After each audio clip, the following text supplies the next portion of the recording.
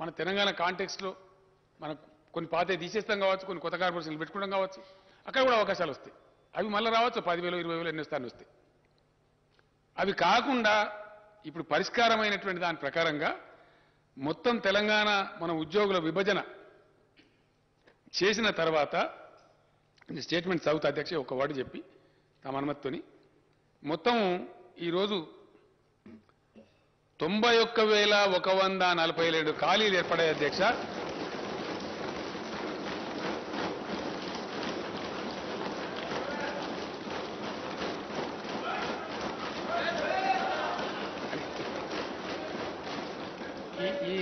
ఈ 91,142 ఉద్యోగాలకు ఈ రోజు నుంచే మొత్తం నోటిఫై చేసేస్తారు అధ్యక్ష. Today it self.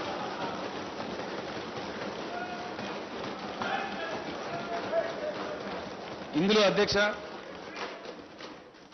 ఇందులో నేను స్టేట్మెంట్ చదివే ముందు ఒక విషయం చెప్పాల్సిన అక్కడ బాధ్యత నా మీద ఉంటుంది. ఇందులో అధ్యక్ష, గతంలో హైకోర్టు పోయి ఏవైతే కాంట్రాక్టు ఉద్యోగస్తుల పొట్టలు నింపాలని మానవీయ కోణంలో మేము రెగ్యులరైజేషన్ ప్రతిపాదించినామో అవి 11,103 మంది ఉన్నారు అధ్యక్ష పిల్లలు. ఇక వాళ్ళ ఏజ్ అయిపోతా ఉంది పాపం. వాళ్ళకి ఏదో ఉద్యోగం కదా పర్మనెంట్ కాకపోతే ఆస్తితో జాయిన్ అయినారు, సర్వీస్ పాపం ఏజ్ అయిపోతా ఉంది. వాళ్ళు మొదలేస్తే ఇప్పుడు పాపం వాళ్ళు బదారణ పడతారు, అర్ధాకలతో పనిచేస్తున్నారు. వాళ్ళు ఊరుగా కోరుతున్నారు. మొన్ననే హైకోర్టు కూడా పర్మిషన్ ఇచ్చింది అధ్యక్ష, గత డిసెంబర్లోనే. ఈ వివాదం అయిపోతే చేద్దాం అనుకున్నాం. ఈరోజు నేను అధికారికంగా ప్రకటిస్తా ఉన్నా, ఇందులో 11,103 కాంట్రాక్టు ఉద్యోగులందరినీ కూడా రెగ్యులరైజ్ చేస్తా ఉన్నాం అధ్యక్ష.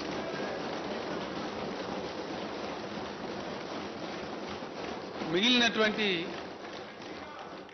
తమరు ప్రతిపాదించిన మన లెజిస్లేచర్ ఉద్యోగాలు కూడా ఉన్నాయి అధ్యక్ష. అది కూడా చెప్తే నేను డీటెయిల్స్ వస్తాయి. 80,039 ఉద్యోగాలకు తక్షణం ఈ రోజు నుంచే సంబంధిత శాఖలకు నోటిఫికేషన్లు ఇష్యూ అయితే అధ్యక్ష. దీంట్లో విద్యాశాఖలోనే సుమారు 25 నుంచి 30,000 వస్తున్నాయి అధ్యక్ష. స్కూల్ ఎడ్యుకేషన్ కావచ్చు, హైయర్ ఎడ్యుకేషన్ కావచ్చు, యూనివర్సిటీలు కావచ్చు, చేస్తా ఉన్నాం అధ్యక్ష. నేను తమ అనుమతితో స్టేట్మెంట్ చదువుతా సార్. అధ్యక్ష, తెలంగాణ పోరాట నినాదమే నీళ్లు, నిధులు, నియామకాలు. రాష్ట్రం ఏర్పడిన తెలంగాణ నిధులు తెలంగాణకే దక్కుతున్నాయి. తెలంగాణ అవసరాలకు తగినట్టుగా సాగునీటి ప్రాజెక్టులు నిర్మించుకుంటూ ఉన్నాం. నియామక ఇవ్వండి, వాళ్ళకి ఇవ్వలేదండి.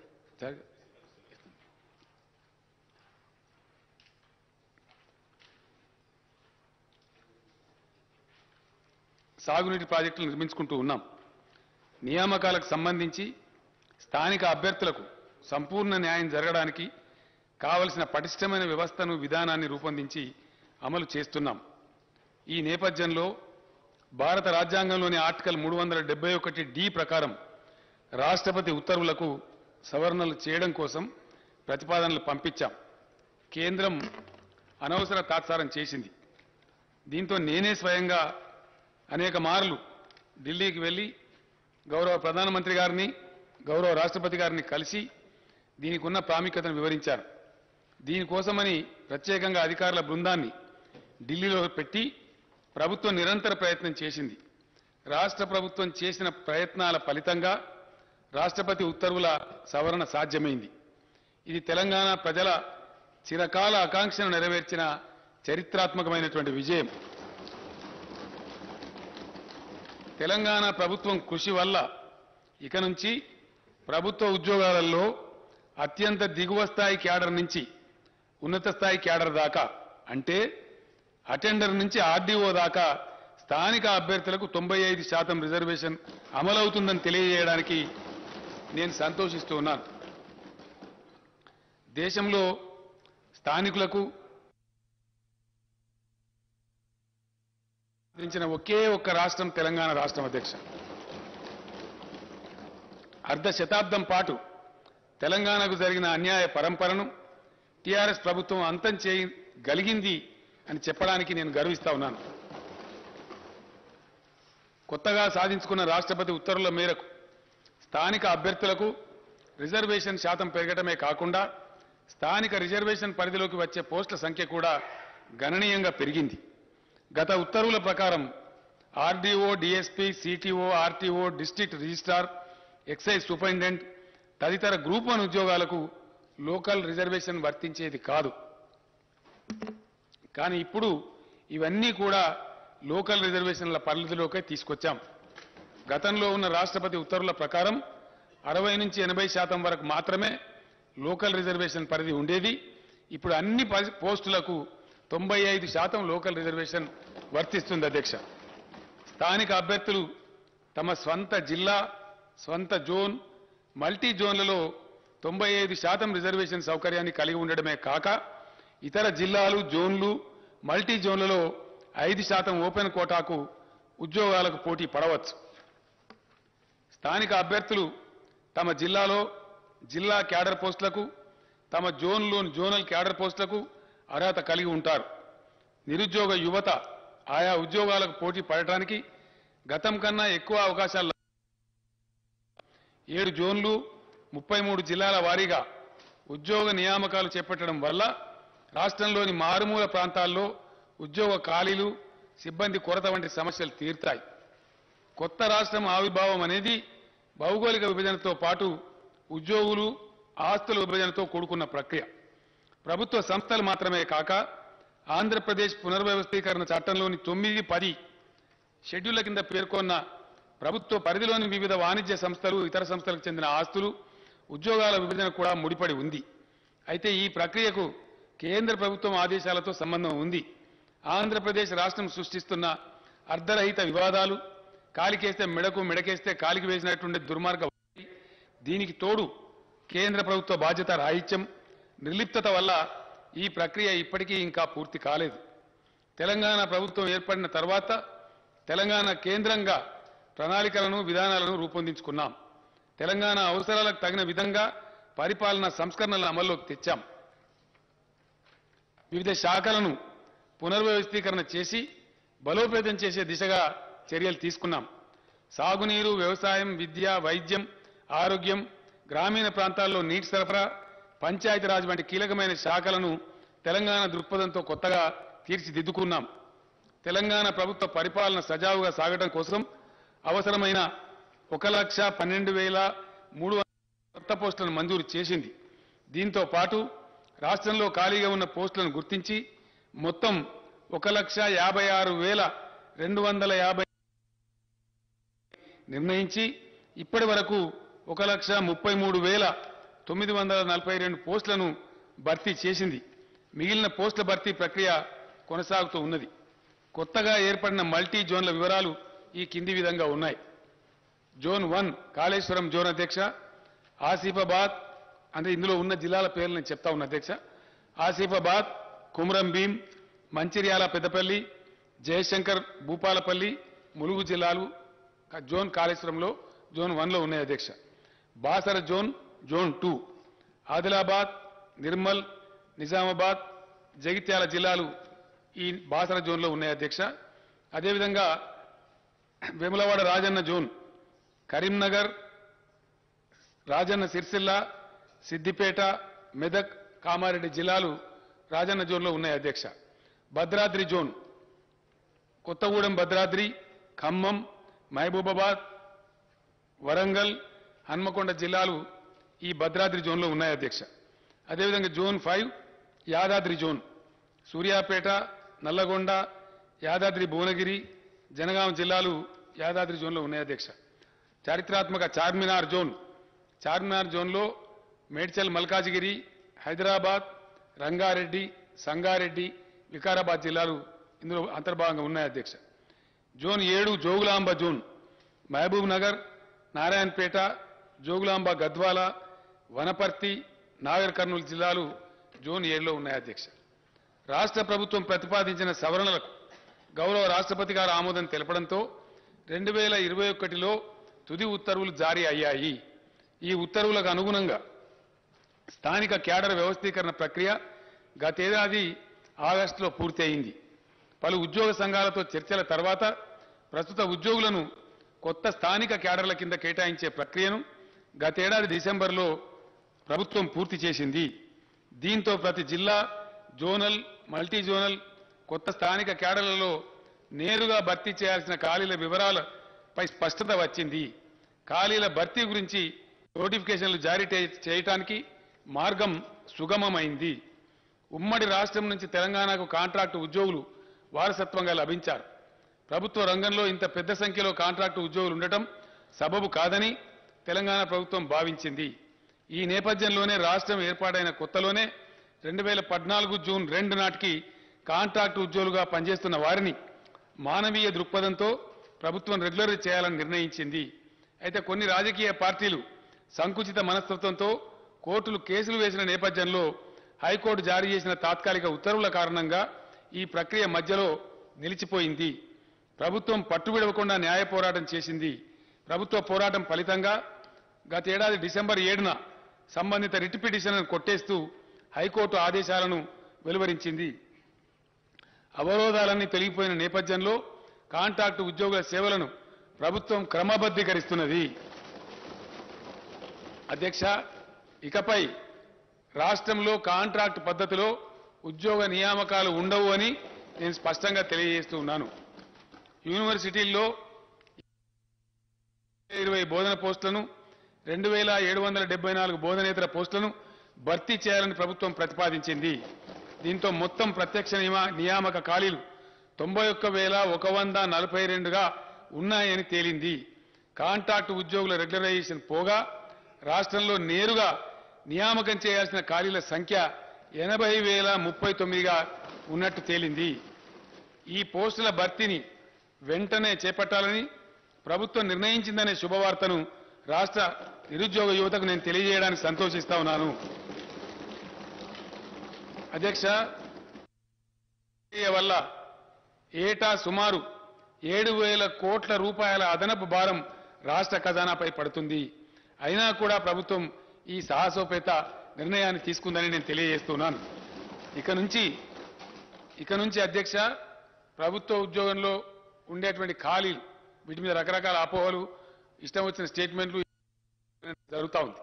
అదంతా కూడా తీసివేసి యువకులకు స్పష్టత ఉండడానికి, టోటల్ ట్రాన్స్పరెన్సీ తేవడానికి కొత్త పాలసీ తెస్తా ఉన్నాం. ఇక నుంచి ఖాళీలను ముందే గుర్తించి ప్రతి సంవత్సరం ఉద్యోగాలను ప్రకటించి పారదర్శకంగా నియామకాలు చేపట్టాలని ప్రభుత్వం నిర్ణయం తీసుకుంది.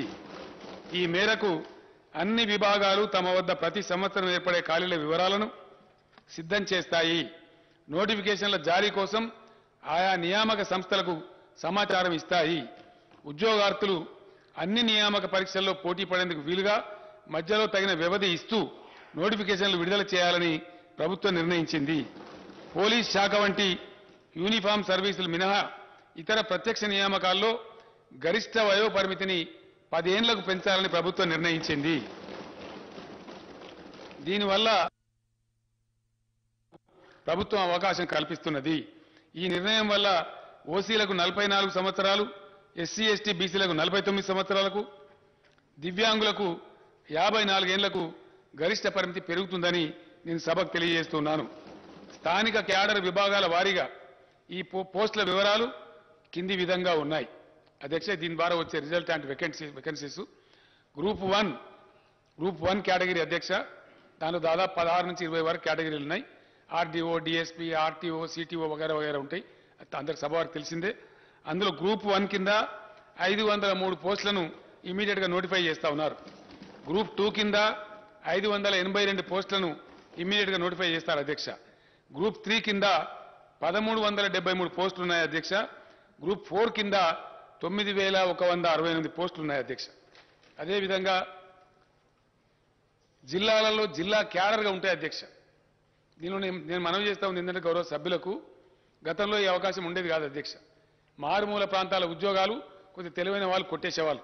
ఇప్పుడు ఎక్కడికక్కడనే ఉద్యోగ అవకాశం రావాలి కాబట్టి భూపాలపల్లి జిల్లాకు భూపాలపల్లిని రావాలా, ములుగు జిల్లాకు ములుగులనే రావాలా, గద్వాలలో రావాలా, ఆసిఫాబాద్లో రావాలి. కాబట్టి లోకల్ క్యాడర్ కూడా నూతన రాష్ట్రపతి ఉత్తర్వుల ప్రకారం నిర్ణయం చేశాం. ఇప్పుడు నేను మనవి చేస్తాను తమరికి, జిల్లా క్యాడర్ పోస్టులు 39,829. ఇవి ఏ జిల్లాకు ఆ జిల్లానే వస్తాయి అధ్యక్ష. నేను వివరాలు చెప్తాను. జోనల్ పోస్టులు ఇందాక నేను చదివినటువంటి 7 జోన్లలో ఉన్నటువంటి పోస్టులు ఆ జోన్ వాళ్ళకి చెందుతాయి. 18,866 ఉద్యోగాలు. మల్టీ జోనల్ పోస్టులు 13,170, విశ్వవిద్యాలయాలు సచివాలయం హెచ్ఓడీలు వగైరా కలిపి 8,147 ఉద్యోగాలు. అధ్యక్ష, జిల్లాల వారీగా అంటే ఏ జిల్లాకు ఆ జిల్లాకే తక్షణం లభించే ఉద్యోగాల సంఖ్య ఎక్కడ వాళ్ళకి అక్కడనే వస్తుంది అధ్యక్ష, అక్కడనే నియామక ఉత్తర్వులు ఇస్తారు. హైదరాబాద్ 5,268, నిజామాబాద్ 1,976, మేడ్చల్ మల్కాజ్గిరి 1,769 మంది, రంగారెడ్డి 1,561, కరీంనగర్ 1,465, నల్లగొండ 1,398, కామారెడ్డి 1,340, ఖమ్మం, భద్రాద్రి కొత్తగూడెం 1,316, నాగర్ కర్నూలు జిల్లా 1,257, సంగారెడ్డి జిల్లా 1,243, మహబూబ్ నగర్ జిల్లా 1,213, ఆదిలాబాద్ జిల్లా 1,000